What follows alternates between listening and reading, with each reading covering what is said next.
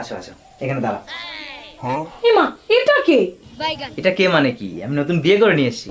তুমি বিয়ে করিছো মানে? বিয়ে করেছে মানে কি? তুমি বললে না যে তুমি বাপের বাড়ি চলে যাওয়ার রাগ করে, তা তুমি বাপের বাড়ি চলে যাও, আমি নতুন বউ নিয়ে থাকবো। তোমার আর আমার মধ্যে সামান্য একটা ঝগড়া হয়েছিল, তাই বলে তুমি একটা বিয়ে করে নিয়ে চলে আসবা? তা বউ নিয়ে আসবো না কেন? আমার তো বউ লাগবেই।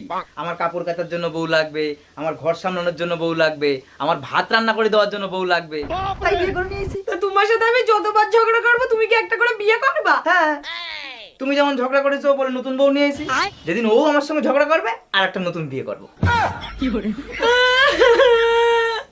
তোমার ঘরে একটা বউ থাকতে তুমি আমার একটা বিয়ে করিছো, তোমার লজ্জা করলো না? ও মা, লজ্জা করবে কেন?